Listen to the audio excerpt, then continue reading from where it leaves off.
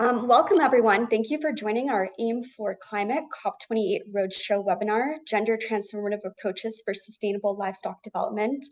We'll be getting started here shortly. However, in the meantime, please feel free to introduce yourself in the chat. Additionally, using the naming feature in Zoom, please change your Zoom name to list your name and the organization you are coming from.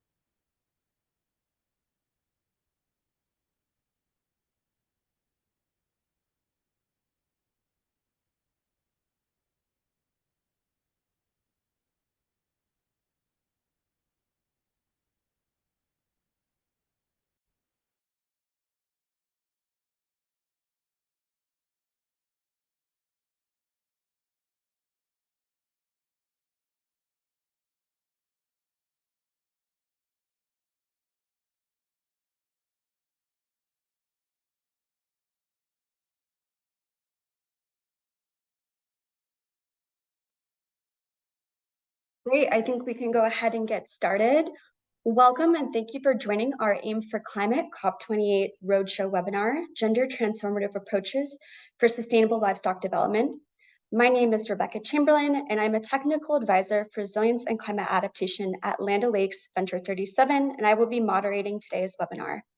Before diving in, I want to go over a few housekeeping items.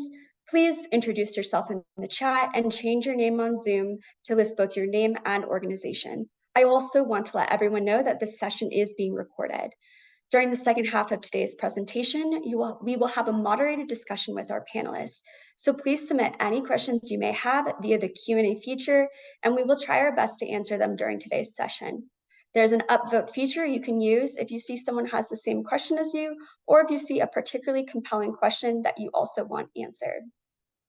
This webinar is a part of the Agricultural Innovation Mission for Climate's COP28 Roadshow. The Agricultural Innovation Mission for Climate, or AIM for Climate, is a joint initiative by the United States and the United Arab Emirates. AIM for Climate was launched at COP26 in 2021 and seeks to address climate change and global hunger by uniting participants to significantly increase investment in and other support for climate-smart agriculture and food systems innovation over 5 years. For 8 million people across Africa, livestock represent food, livelihoods, drought power, fertilizer, and a convertible source of income, especially if crops fail. However, increasingly frequent and prolonged climate streams are making it harder for livestock keepers to adapt in time to sustain a growing population. And livestock production is one of the leading culprits of global greenhouse gas emissions.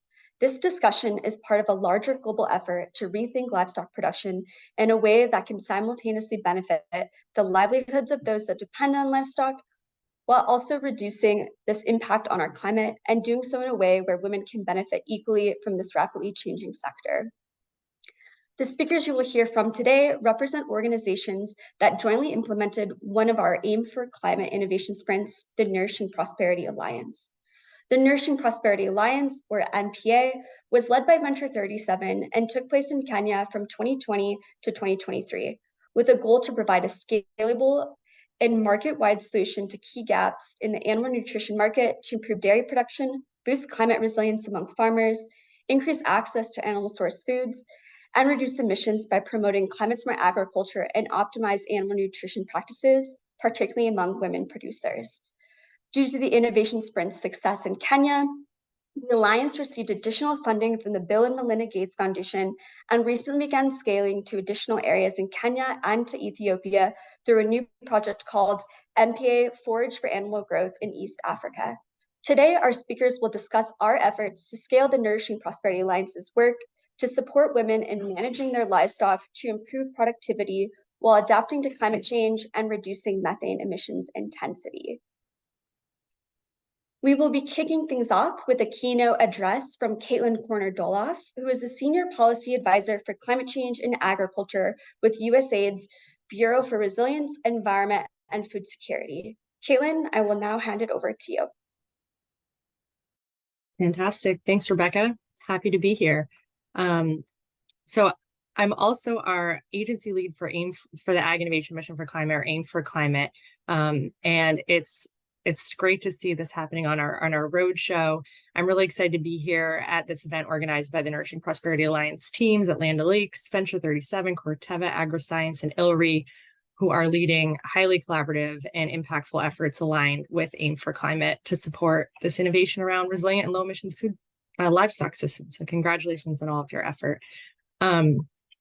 It's great that you gave a bit of a background on AIM for Climate. Just to emphasize, it was set up to increase investment in climate smart agriculture and food systems innovation specifically to ensure that the world's food systems can respond to climate change while also helping these very systems reduce their greenhouse gas emissions. So we've seen the need for innovation that can help smallholder farmers and communities cope with growing impacts of climate change is more urgent than ever. And there's a massive gap in both public and private finance available for smallholder farmers to increase access to and the use of these innovations. So I'm happy to report that so far, AIM for Climate has resulted in billions of dollars in commitments for climate smart investments from public, private, and nonprofit stakeholders, with more announcements to come later this week at the COP. And through USAID's leadership of Feed the Future, which is our US government global food security initiative, we committed $215 million to the CGIAR, Consortium of International Agriculture Research Centers, over 5 years under AIM for Climate. And this past Saturday at the COP, we announced that we've met our commitment 2 years early, and we've committed an additional $100 million over the next 2 years, subject to availability of funds in climate smart agriculture and food systems, research and development, and scaling efforts with the CG. And furthermore, we're working closely with private sector and nonprofit partners to ensure that innovations reach farmers and communities who need them to thrive in a hotter, drier, and more volatile climate. The way we're doing this is through AIM for Climate Innovation Sprints, which Rebecca mentioned. And those are partnerships that commit to increase investments by 2025 or beyond to develop or scale specific climate smart practices and innovations. And this past May, we had an AIM for Climate Summit in DC, and USAID made a call to action for these investments to improve outcomes for women and all of their diversity, and for new gender-focused innovation sprints. We did that because we know that to achieve climate resilient agriculture and food systems, women must be empowered as change makers and have access to resources and innovations that work for them. Climate change will impact all aspects of our lives and livelihoods, which we know, but these impacts are not equal for everyone. FAO's report earlier this year on the status of food and women in food systems was sobering, making clear that women have long worked for agri-food systems, but the agri-food system is not yet working for them. Despite some bright spots, FAO notes that progress has been slow and much more needs to be done. The report underscores how when we hold women back, we hold everyone back. Women's access to irrigation, livestock, land ownership, and advisory and educational services has barely improved over the last 10 years. And this is happening despite the fact that women are a major force in agri-food systems. Globally, 36% of women are employed in agri-food systems, and that number jumps to 66% in sub-Saharan Africa. And when women do engage in wage employment and agriculture, they earn 82 cents for every dollar that men earn. So if we simply leveled the field for women in agri-food systems, global GDP would grow by 1%. So that's nearly $1 trillion, and would reduce the number of food insecure people by 45 million. Clearly a powerful incentive for all of us to drive harder towards this goal. And it was great to have Betty Kiplagat from Corteva Agriscience, who we'll hear from later, and Land O'Lakes Venture37 on our panel at the Africa Food Systems Forum, where we challenged ourselves and others to do more to drive climate smart innovations in ways that deliver major gains for women. So I'm happy to report back that this week, over $50 million in gender-focused innovation sprints were announced. So this is the first time we've ever had gender-focused innovation sprints under AIM for Climate, and they brought together over 20 partners. And this is great progress. And we also need to integrate gender into all of our agriculture investments. And this integration is exactly what all of our panelists today are working to do in the livestock sector. And we share a common belief that the livestock sector and animal feed sector are part of the solution to transition to sustainable food systems that provide healthy, nutritious, and affordable diets for all, while also supporting rural livelihoods and being environmentally sustainable. Over 1 billion people around the world, especially in countries that face high levels of malnutrition and poverty, depend directly or indirectly on farm animals for food, jobs, income, draft power, sense of cultural identity. Animal source foods such as milk and meat are essential components of diets that support health for women and children across Feed the Future target countries. And while the contribution of livestock is broadly positive, livestock production and animal source food consumption also contributes to climate change and environmental degradation, which need to be thoughtfully considered and addressed. Among major ways that livestock systems can both mitigate and adapt to climate change are improvements in livestock production efficiencies, made through better livestock health, genetics, and feed. Improvements in feeding for cows has been identified as one of the most important approaches to reduce the environmental footprint of animal source foods in vulnerable communities. Dairy farmers who improve livestock feed are both reducing harmful methane pollution per liter of milk and increasing livestock productivity and benefits. And when drought-resistant, improved forage crops are grown, we see increased access to improved feed during times of drought. Supporting the development of animal feed sectors in emerging economies can play a vital role in developing the livestock sector, and doing this requires innovative partnerships between the private sector, NGOs, and research institutions. We recognize the importance of the work that the Nourishing Prosperity Alliance Innovation Sprint efforts focused on in smallholder livestock systems, and the new work in smallholder livestock systems in Kenya and Ethiopia, where dairy contribute 14 and 40% to ag GDP respectively. Women are critical in the day-to-day care of livestock where the Alliance is working, and managing livestock is often the first stepping stone towards women's economic empowerment in low and middle income countries, serving to improve livelihoods and strengthen resilience. And both the Kenyan and the Ethiopian governments have named dairy a priority sector for economic growth and have laid out related adaptation and mitigation priorities. Investing in women-inclusive livestock systems, including providing technical support and improving access to improved local forage markets, this leads to more economically and climate-resilient agriculture systems. And I look forward to hearing further insights from the panel. I'll close by saying AIM for Climate, as you can see, has already achieved significant results. However, the initiative is still very open to new governments and innovation sprint partners. And we urge all of you online to join us in catalyzing innovation that drives climate smart outcomes at scale across agriculture value chains, especially for women. Thank you. Great, thank you for helping us set the scene, Caitlin. Now I will introduce our panelists for today. First, Alessandra Galli. Alessandra works as a team leader for gender and a principal scientist at the International Livestock Research Institute, or ILRI. She has over 20 years of experience conducting gender analysis for agricultural development focused on women's empowerment in livestock systems and in crop breeding. Before joining ILRI, she worked at the International Center for Agricultural Research in the dry areas, undertaking gender research in empowerment, seed governance, and participatory plant breeding. She obtained a PhD from Wageningen University and an MA from the University of London. Next, we have Betty Kiplagat.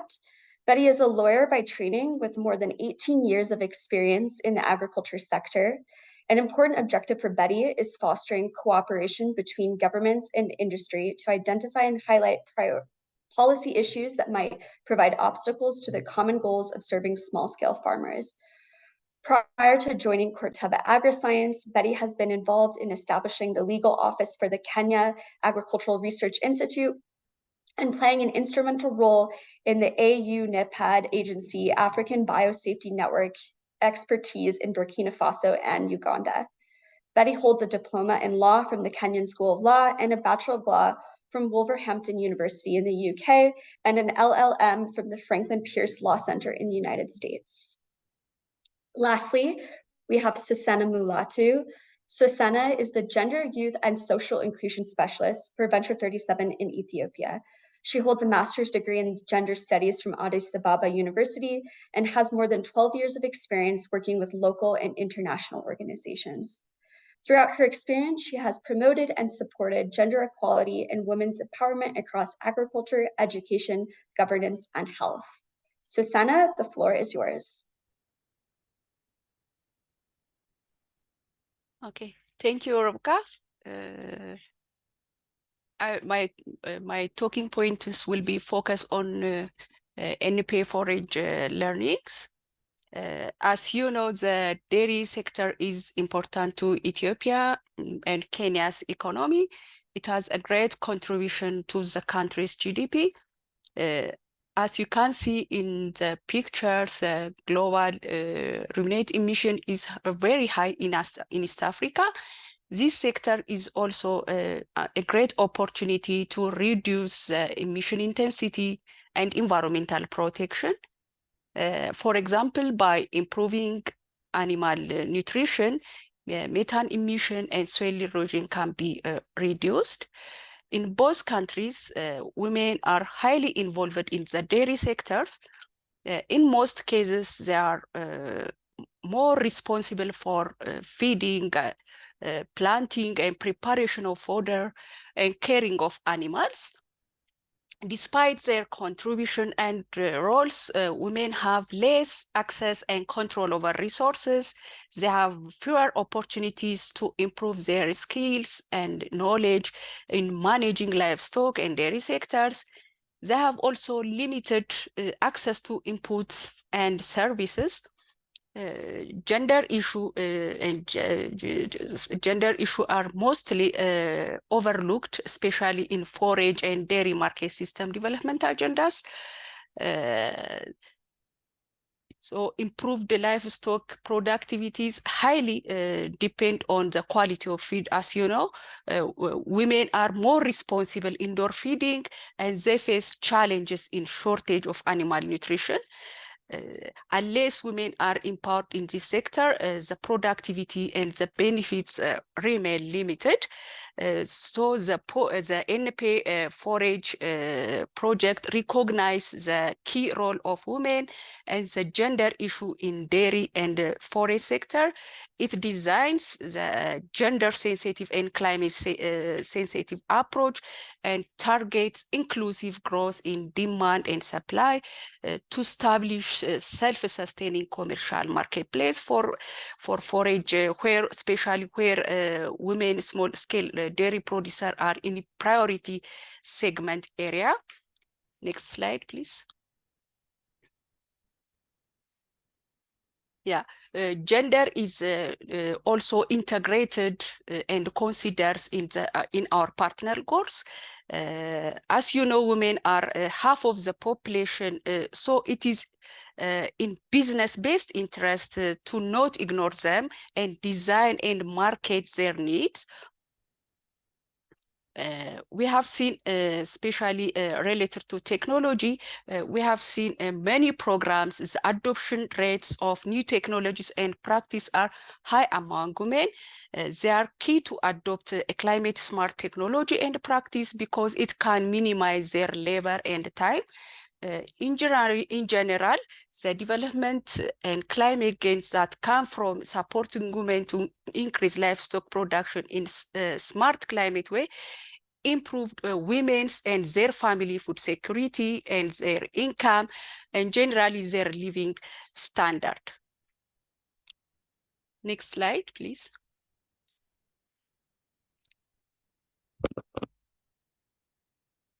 Yeah, the pilot project for NP forage was implemented in Kenya. There are key lessons from this piloting project. The project was able to engage about 48% of women smallholders and supported them to improve their dairy cow productivity by applying improved forage. To reach more underserved women, this pilot project used and leveraged women-led cooperatives and groups. The project also supported them to lead trainings, provide input and services to women producers. Different mechanisms were also used to bring more women for the training, to address the barriers that limit their engagement for the training. The mechanisms that the project used to increase the participation of women in the training include adjusting the time and the location of the training, encouraging their couples to attend, by integrating interesting topics during the training. The project had success in reaching more women. This pilot project also conducted impact assessment. The finding of the assessment shows that as a result of the interventions, as you can see in the data, women were able to grow more improved forage. They were able to increase their milk production. Their income also increased. Women producers were also linked with private sectors to continue benefiting from the support and the service from the private sectors. Next slide, please.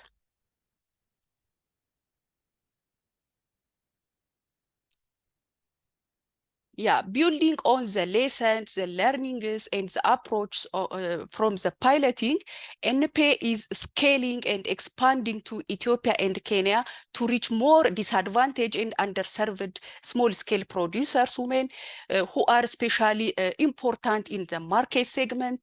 So NP forage also employ gender-transformative approach to address the gender-based constraints at individual level, at community level, even at structural level barriers. So to ensure equity among women and men, and to create favorable conditions that enable women to be empowered, productive, and competitive in forage market. Thank you very much.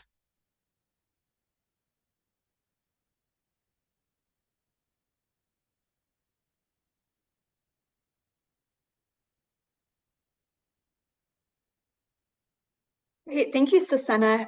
Betty, we will now pass it over to you. Mute, and I'll turn on my camera, and thank you, everybody. I'll just start with a quick brief introduction on who Corteva is, because it might be a new name to some of our participants. We are a company that is just committed to providing solutions for farmers and consumers in the fields of seed protection, digital agriculture, and obviously crop protection. With regards to women, we are committed to empowering women in the agricultural sector by promoting gender equality in the sector. As we look at our work, obviously, we must look at our environment and give our social commitments. We're therefore committed to 4 pillars at the moment, and we can move to the next slide where I can delve deeper into what we are looking for. Committing to sustainable innovation, which means that we're going to provide 100% of our products will address our sustainability criteria by 2025, which is just 2 years away. Of course, helping to support biodiversity and outcomes and align to regenerative agriculture on 25 million acres in biomass where we work and sell our products by 2030. With regards to climate, we are committed to taking steps to reduce our greenhouse gas emissions footprints through a 65% intensity reduction for Scope 1 and 2 emissions by 2030, consistent with the 1.5 degrees pathway identified in the Paris Agreement.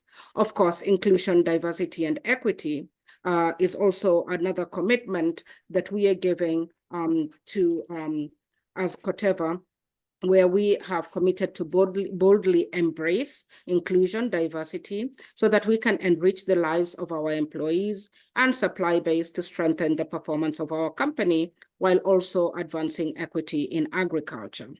But what brings us here today is my next slide, which is the Nourishing Prosperity Alliance that Susanna has just talked about. Why these partnerships? We looked at enriching the lives of dairy farmers. It was interesting to note as we started to look at this area that, and Susanna has also mentioned it, that the gender norms in influence in livestock systems from production consumption. 2/3 of livestock keepers in the African region are women. But despite their contributions, of course, to livestock production and the hard labor that they have to put out there, they have very limited access to resources, benefits from, and also they do not benefit from their livestock production. Sad to add that obviously as they go out there to clear the cow sheds, to milk the cows, to look after cows and sick animals, to cut grass for feeding and make butter and cheese, they don't have access to all that they need to make them better farmers. And that's why as Corteva, we realized there is an African saying, if you want to go far, you can go alone. But you want to go further and make an impact, you need others to hold your hands. And that's why the Nourishing Partnership Alliance, Nourishing Partnership Alliance came to be. We targeted women farmers, and we wanted to bring in a hybrid yield that would optimize corn seed, that would improve quantity and quality of silage for smallholder farmers, especially women. We believe that better silage translates to healthier dairy cows. And when we have healthier dairy cows, we are going to reduce our greenhouse gas emissions. The integration of corn silage into feed practices has significantly, with a pilot that we've done in Kenya, increased quantity and quality of milk production. And what does that mean for the woman farmer? It means more money in her pocket. And that means she would have better access to education for her children. She would have access to hospitals where need be, and she would have access to even buy another cow if needed be. So this partnership is not our partnership. Corteva would bring the technology, the hybrid that would be able to optimize the yield for the farmer. But one thing as we've gone along and in the conversation that we had, we know we are addressing the dairy shortages, we are improving on-farm practices, increasing the income, impacting broader food security in the Kenyan community, and we hope to do the same in the Ethiopian program. We do realize there's still a lot more that needs to be done. A lot more that needs to be done is the African challenges. We need to engage men, so that this can be also a gender inclusive program. We need to bring the men along to understand the project that the women are involved in.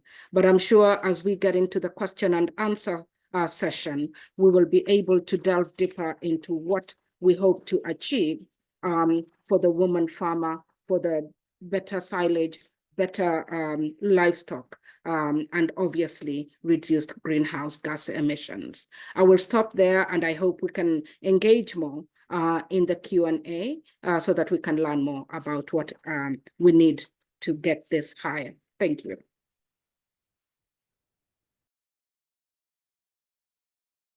Great. Thank you, Betty. Alessandra, over to you. Thank you so much. So good morning, good afternoon, everybody. I am Alessandra Gallier, and I lead the gender team at ILRI, the International Livestock Research Institute. So like the other speakers, have been asked to talk about the link between feeds and forages, women's empowerment, and climate change. So I wanted to start by giving a very quick overview about ILRI. ILRI is the International Livestock Research Institute that is part of the CGIAR, which is a global research partnership for a food secure future. ILRI works for better lives through livestock in developing countries, and it is co-hosted by Kenya and Ethiopia and has 14 offices across Asia and Africa. Okay, can we start with the presentation, please? Next slide. So first of all, we're looking at gender equality. Gender equality is very much the background of the work that we do. It's the goal, right? And gender equality is about the ability of individuals to achieve life outcomes of the same value, regardless of their gender. So this really means in practice that if you're born a girl or a boy, you can achieve the desired life that you want, whether you're boy or girl doesn't make a difference, and not the same life outcome, but life outcomes of the same value. These are important concepts. So if we move to the next slide, we see that, however, because of gender-based disadvantage, women or girls in this case are less likely to be able to achieve their desired life outcomes. And so in the case of livestock, for example, we see that, as also the speakers have said, women make half of the livestock farmers. In some cases, they say 2/3 of poor livestock keepers. And then at the same time, they receive only 5% of agricultural extension services. They do most of the daily work with the livestock, and at the same time, they have the least access to land worldwide. I think the statistics are 13%.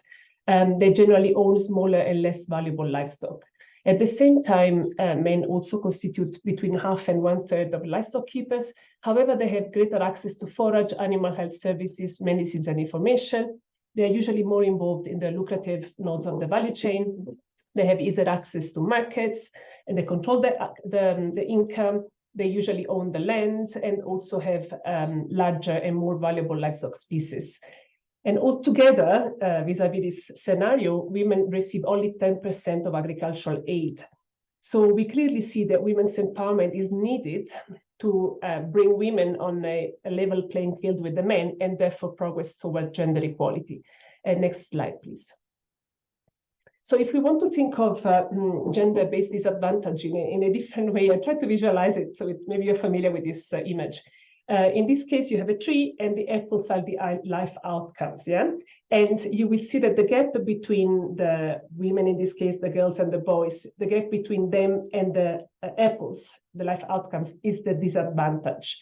So if we move to the next slide, you will see, click again, there's a lot of clicking in my slides.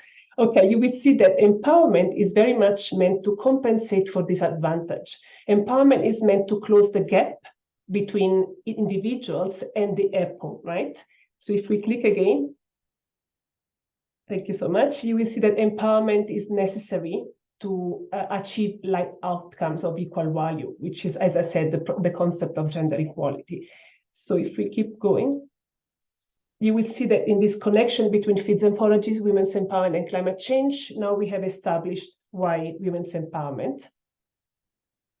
If we go to the next slides, so then why climate change? Okay, we need to, as also some of the previous speakers said, we need women in climate change because women are key to build climate change resilience in the communities. And also because we know that poor rural women are more likely to be the most affected by climatic changes. And this means that we need women's empowerment. The next slide, please. Because women's empowerment will help them to build climate resilience in communities, and will also help the poorer women, rural women, to face climatic changes. Next slide. So now in the triangle, we have women's empowerment and climate change. But what about feeds and forages, which is the next slide? Feeds and forages can support women's empowerment directly and indirectly. So directly, the forages can be simply sold as seed or as forages themselves to earn money, or they can be used to feed livestock. In both cases, when women control the sale, they can accumulate capital, and that way they can build their own economic empowerment. And economic empowerment is indeed very important for resilience to climate change. And as you see here, very often women choose livestock to build their own economic empowerment, because livestock is one of the few resources that they can own. And I'll be happy to go more in details during the question and answer session. Next slide, please. So at this point, we have this connection, women's empowerment, climate change, forages. And more specifically, we see, if we click through, that feeds and forages are necessary to build women's empowerment, which in turn helps to face and build resilience to climate change. But the question is, how can feeds and forages support women's empowerment? And I would argue that there are three main pathways. 2 slides ahead, please. Yes, feeds and forages can benefit women and enhance their livelihoods. They can empower women, but they can also help transform some of the restricted gender norms that the previous speakers have also referred to. So let's look at one example of the feeds and forages to benefit women and enhance their livelihoods. There's a publication Njuguna Mungai et al. That is based on a project where they looked at the forage income that was controlled by the women, offered a pathway for women's economic empowerment. And women acquired new knowledge, skills, and forage varieties and practices that helped them produce more and higher quality household fodder. And this in turn led to healthier livestock herds, more milk, manure, and meat, and higher household incomes. The second pathway through which forage can support women's empowerment, I'll bring the example of participatory plant breeding. And there is again a publication associated to this. So I worked with a participatory plant breeding in Syria some years ago. And through the project, as soon as the project became gender responsive, we were able to support women by enhancing their recognition as farmers, providing good and relevant seed and information, opening up opportunities to earn a living, and finally enhancing their decision-making in agriculture. And all those are the key components of empowerment. And finally, the third pathway through which feeds and forages can support women's empowerment or progress towards gender equality is by addressing unequitable gender norms. Feeds and forages can, for example, help recognize women's potential new roles and identities in seed systems, for example. So not just recognize women as farmers, but also recognize women as seed agripreneurs. And this is particularly effective if we support women with access to new opportunities, such as supporting them to become seed entrepreneurs. And of course, then supporting them with accessing the productive resources that they need to do that. And also, we would need to support women's decision-making in such new spheres. For example, not just get women hired in a seed firm, but supporting women to lead a seed firm. And we have very interesting examples of when this was successful in projects that we've had in Tanzania and Ethiopia. And we're actually working on a paper to talk about the potential transformative effect of the seed systems. So to conclude, and this is the last slide, we see that feeds and forages can support women's livelihood, can empower women, and can transform gender norms. And that way, if we click through, feeds and forages can build women's empowerment, which then is needed to face and build resilience to climate change. And altogether, this will help us progress towards gender equality. My last slides has some articles for those of you who are interested in research articles, and I'll be very happy to take some questions and answer. A pleasure to be here again. Great, thank you so much, Alessandra, and thank you also to Susanna and Betty for those wonderful presentations. We will now be moving to a moderated discussion with our panelists. We have a couple of questions to get us started. However, please add any questions you may have using the Q&A feature. So I'd like to kick it off with Susanna. So Susanna, you told us about why MPA Forage is targeting women and how project-led trainings are reaching women. Would you be able to tell us a bit more about how MPA Forage is working with the local private sector to better reach women in the livestock and forage sectors to ensure sustainability? Thank you, Rivka. MPA Forage employs a gender transformative approach, especially to address gender barriers and to reach more on women. Based on building on the piloting project, NPA is collaborating with local women association. So by building their capacity, we can reach more on underserved women producers. So the NPA will use such kinds of local women associations that are very close to at a grassroots level with underserved women producers. So we are working with association, especially women-led association cooperatives. Thank you. Great, thank you for that.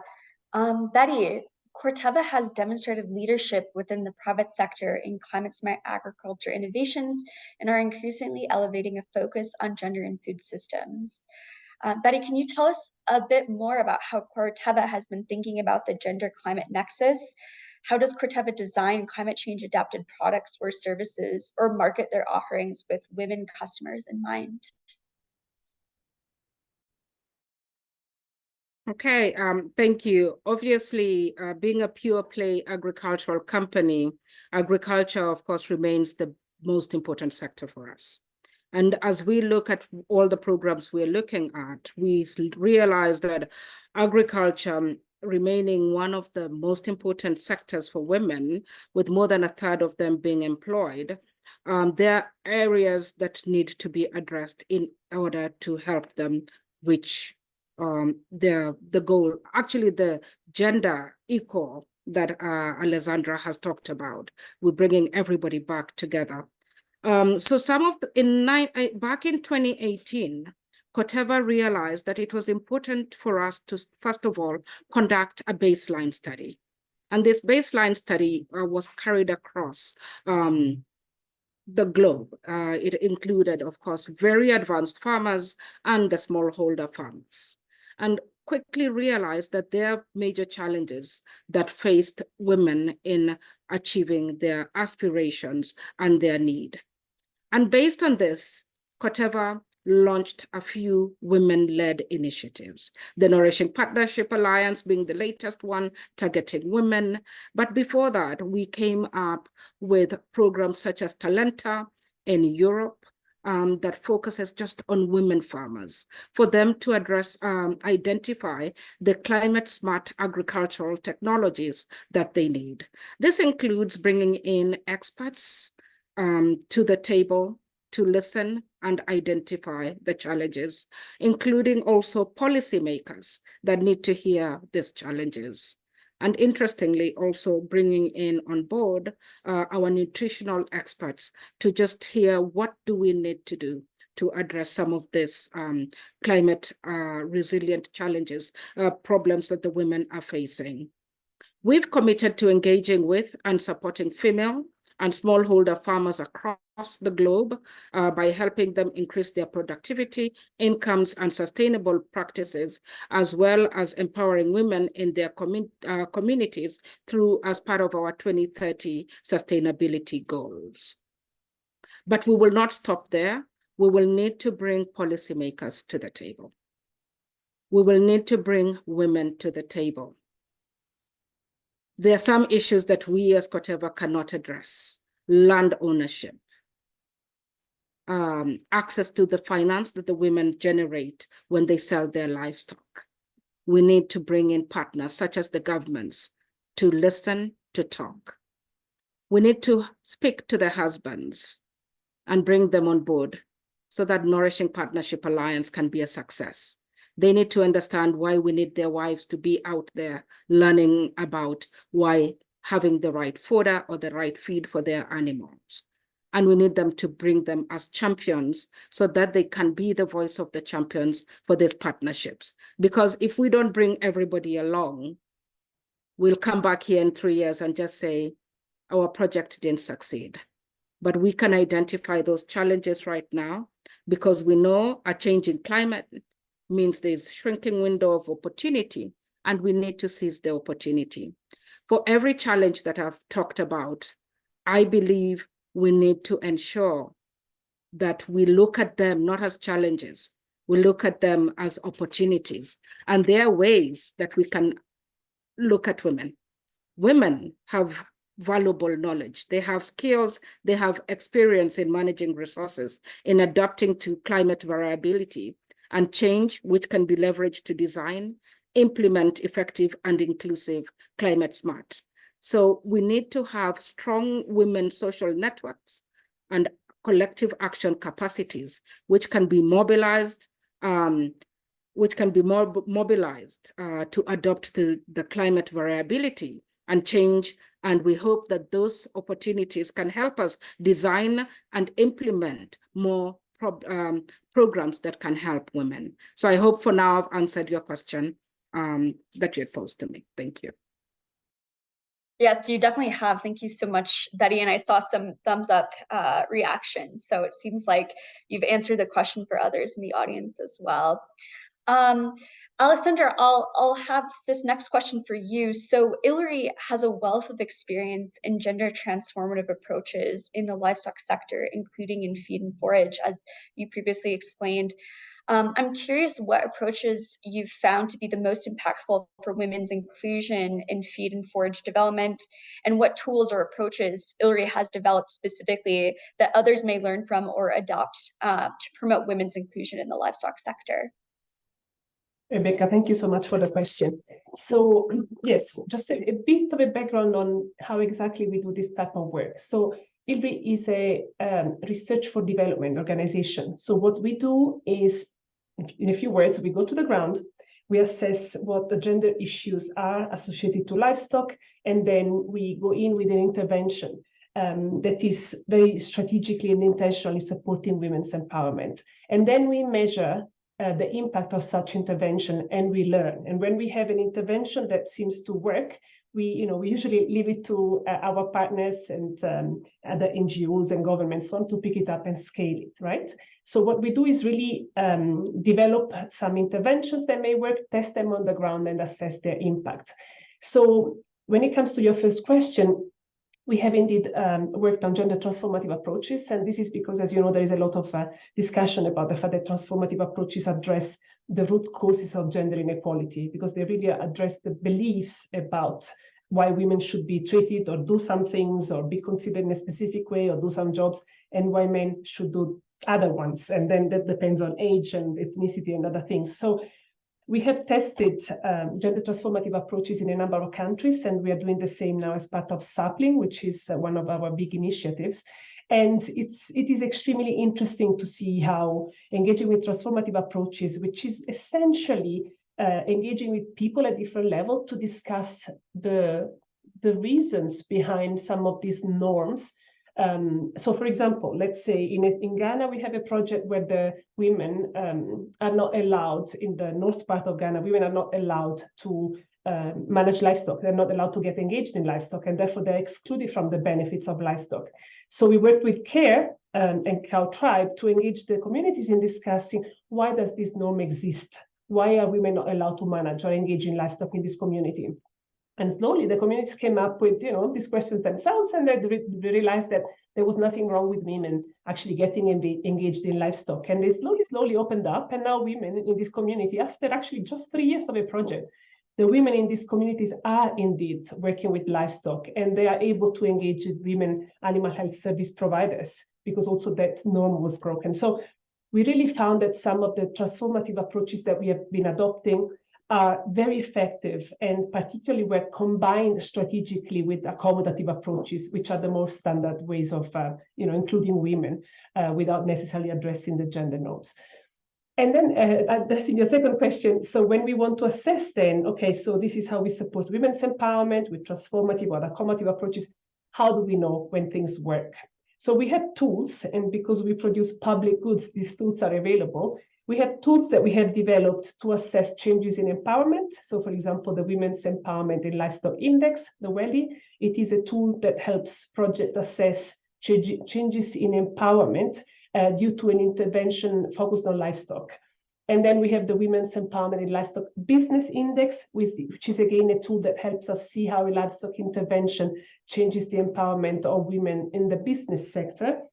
But we also have other tools, because, as I said, all the work that we do is always integrated in livestock research. So, for example, we have GFeast. FEAST is a tool that helps farmers assess, and breeders as well, or forage specialists, to assess which forage options are better for different farmers. And we have added the gender lens so that we can actually assess which forage system is better for specific farmers, also related to their gender.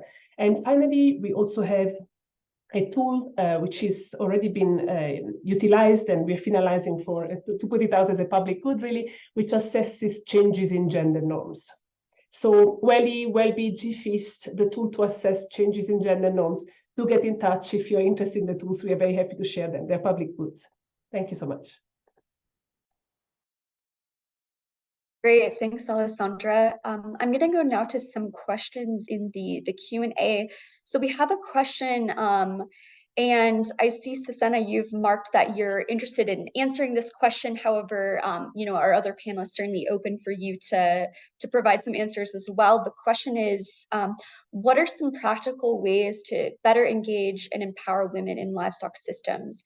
How can men also be engaged to ensure they're also supportive of women's empowerment? And I see Mahesh, wrote a comment to this question. He's also wondering the same thing. Does it require training men too? And why is it important that technical information should reach women livestock keepers? So perhaps Susanna, we'll start with you, and Alessandra and Betty, if there's anything you'd like to add, please feel free to do so.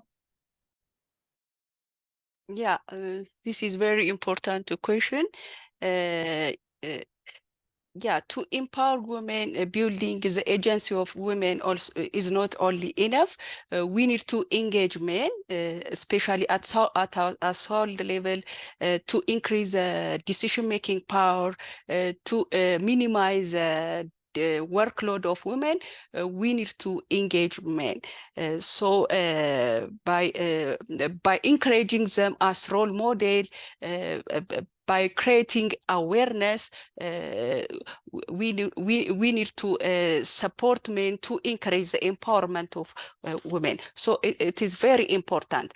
Unless we address the barrier at household level, at relation levels, at structural levels, and at individual levels, it would be very difficult to promote women empowerment. So it's definitely women engagement is very important for gender equality and to promote women's empowerment.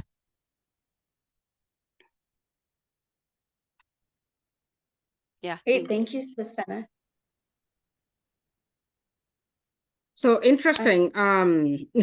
Talking from Africa, being an African woman, cattle is mainly owned. Women might be the major livestock farmers, but if we go back to history, it is owned by men. Though the women might work hard on it, they might be the ones milking, cleaning the cow sheds, as I had explained earlier. When the income comes, sometimes that goes back to the men. But in order to create transparency, open communication for even development within a household, you need to bring all on board. That means as you're holding your workshops, your training, bring the men, explain to them what your program is all about. Explain to them what you hope to come out. And where need be, ask them for suggestions. And as you make the program grow, make sure they come. And even as the income comes, as you train the women, tell them to be transparent, that there's been some money that has we've generated and we want to buy another cow or we want to do something. You remove the issue of fear, and you're also empowering the man to trust his wife. Just that's the bottom line, because you want to make sure that when we leave, we don't leave broken households.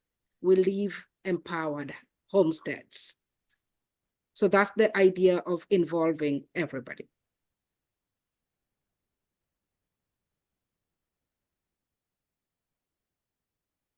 Hey, thank you so much, Betty.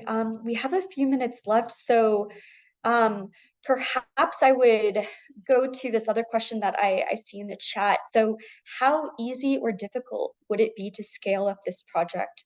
What would it take, and who would be involved in making that decision? So I'll open that up to our panelists to see who might want to try to tackle that question first.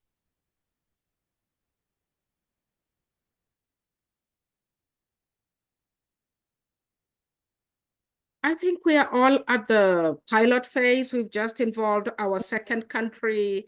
We've just started in Kenya, and then we moved to Ethiopia.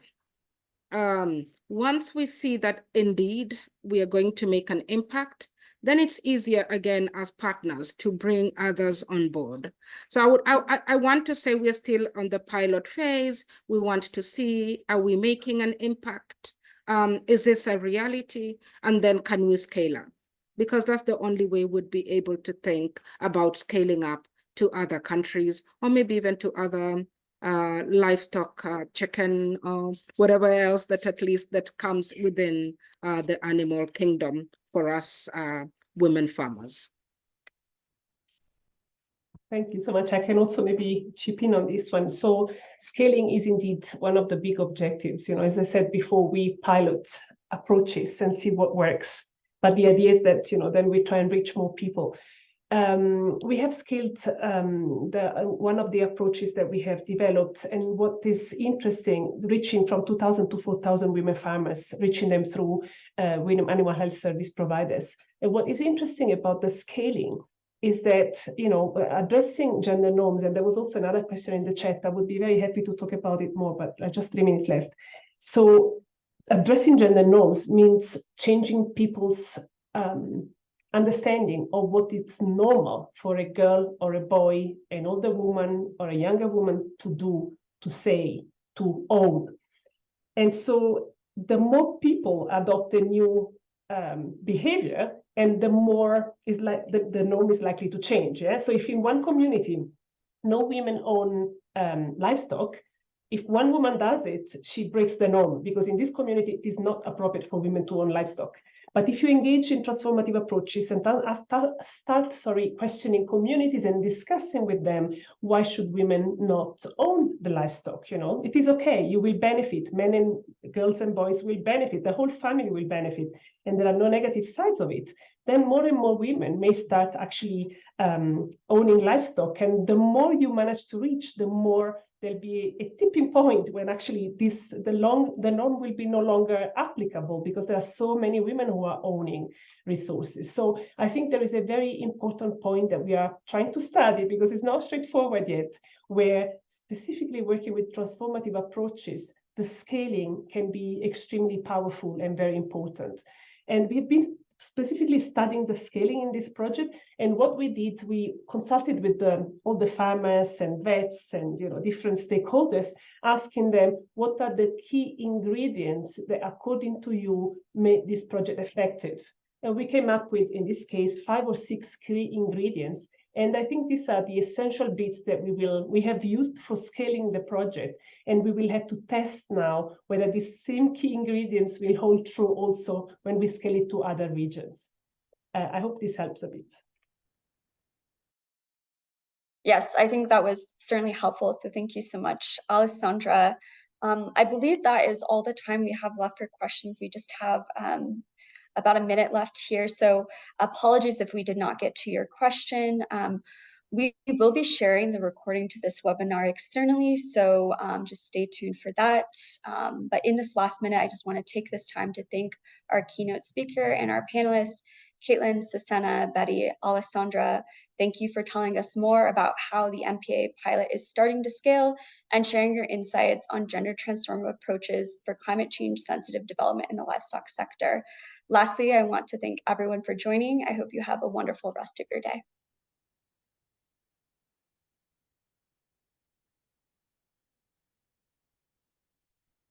Bye, everybody. Thank you so much.